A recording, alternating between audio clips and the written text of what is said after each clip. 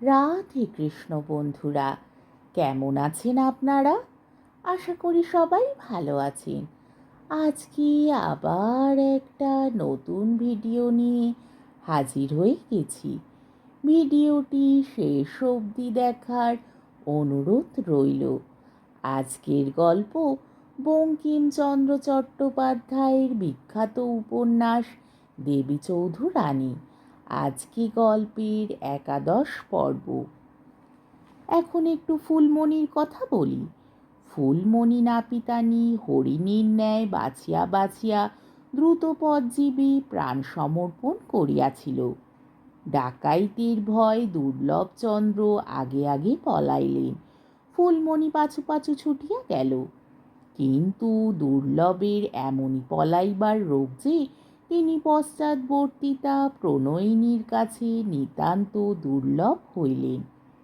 ফুলমণি যত ডাকে, ও গো দাঁড়াও গো, আমায় ফেলে যেও না গো, দুর্লভচন্দ্র তত ডাকে, ও বাবা গো, ওই এলো গো। কাঁটা বনের ভিতর দিয়া পগার লাফাইয়া কাদা ভাঙিয়া ঊর্ধ্বশ্বাসে দুর্লভ ছোটে। হায়, কাঁচা খুলিয়া গিয়াছে, এক পায়ে নাগাড়া জুতা কোথায় পড়িয়া গিয়াছে। চাদরখানা একটা কাঁটা বনে বিধিয়া তাহার বীরত্বের নিশান স্বরূপ বাতাসে উড়িতেছে। তখন ফুলমণি সুন্দরী হাঁকিল, ও অধপ পেতে মিনসে, ওরে মেয়ে মানুষকে ভুলিয়ে এনে এমনই করে কি ডাকাতের হাতে সঁপে দিয়ে যেতে হয় রে মিনসে। শুনিয়া দুর্লভচন্দ্র ভাবিলেন, তবে নিশ্চিত ইহাকে ডাকাইতে ধরিয়াছে। অতএব দুর্লভচন্দ্র বিনা বাক্য ব্যয় আরো বেগে ধাবমান হইলেন। ফুলমণি ডাকিল, ও অধপ পেতে, ও পোড়ার মুখো, ও আটকুড়ের পুত, ও হাবাতে, ও ড্যাকড়া, ও বিটলে। ততক্ষণ দুর্লভ অদৃশ্য হইল। কাজেই ফুলমণির গলাবাজি ক্ষান্ত দিয়া কাঁদিতে আরম্ভ করিল। রোদনকালে দুর্লভের মাতা পিতার প্রতি নানাবিধ দোষারোপ করিতে লাগিল। এদিকে ফুলমণি দেখিল, কই ডাকাইতেরা তো কেহ আসিল না। কিছুক্ষণ দাঁড়াইয়া ভাবিল, কান্না বন্ধ করিল। শেষ দেখিল, না ডাকাইত আসে, না দুর্লভচন্দ্র দেখা দেয়। তখন জঙ্গল হইতে বাহির হইবার পথ খুঁজিতে লাগিল। তাহার ন্যায় চতুরার পক্ষে পথ পাওয়া বড় কঠিন হইল না।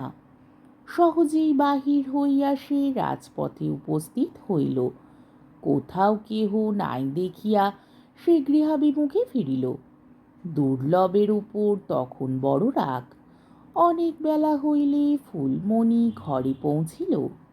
দেখিল তাহার ভগিনী অলোকমণি ঘরে নাই, স্নানে গিয়াছে। ফুলমণি কাহাকে কিছু না বলিয়া কপাট ভেজাইয়া শয়ন করিল। রাত্রে নিদ্রা হয় নাই। ফুলমণি শুইবা মাত্র ঘুমাইয়া পড়িল। তাহার দিদি আসিয়া তাহাকে উঠাইল। জিজ্ঞাসা করিল, কি লা, তুই এখন এলি? ফুলমণি বলিল, কেন, আমি কোথায় গিয়েছিলাম? অলোকমণি বলিল, কোথায় আর যাবি, বামুনদের বাড়ি শুতে গিয়েছিলি, তা এত বেলা অবধি এলি না, তাই জিজ্ঞাসা করছি। ফুলমণি কহিল, তুই চোখের মাথা খেয়েছিস, তার আর কি হবে, ভোরের বেলা তোর সম্মুখ দিয়ে এসে শুলেম, দেখিস নে। অলোকমণি বলিল, সে কি বোন, আমি তোর বেলা দেখে 3বার বামুনদের বাড়ি গিয়ে তোকে খুঁজে এলাম, তা তোকেও দেখলাম না, কাকেও দেখলাম না। হ্যাঁ লা, প্রফুল্ল আজ কোথা গেছে লা?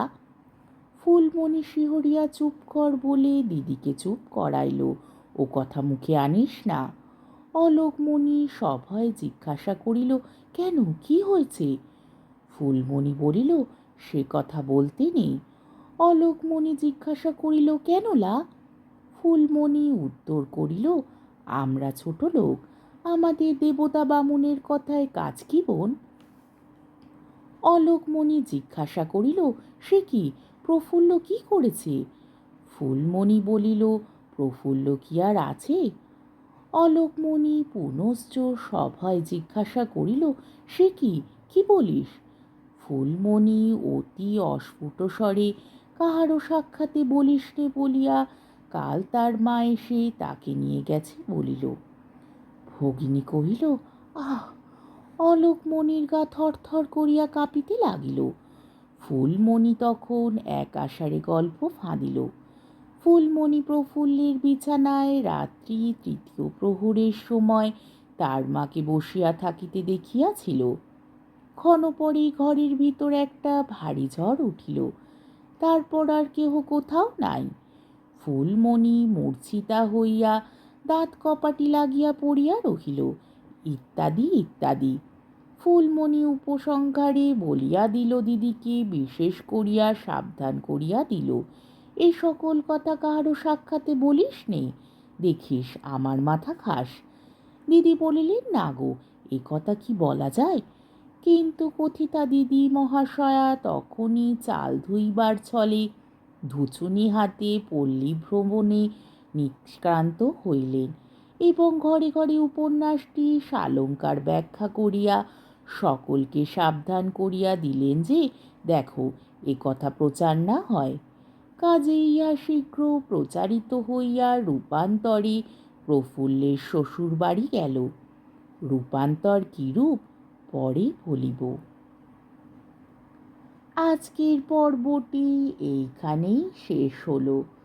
আমার ভিডিওটি যদি আপনাদের ভালো লেগে থাকে তাহলে আমাকে কমেন্টের মাধ্যমে আপনাদের মূল্যবান মতামত অবশ্যই জানাবেন এবং আমার ভিডিওটিকে লাইক ও শেয়ার করার ও আমার চ্যানেলটিকে সাবস্ক্রাইব করারও অনুরোধ রইল।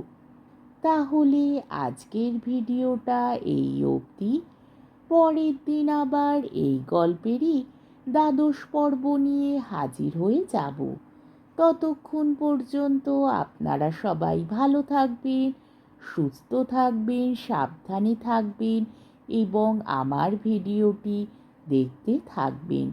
তাহলে আজকে আসি। রাধে কৃষ্ণ।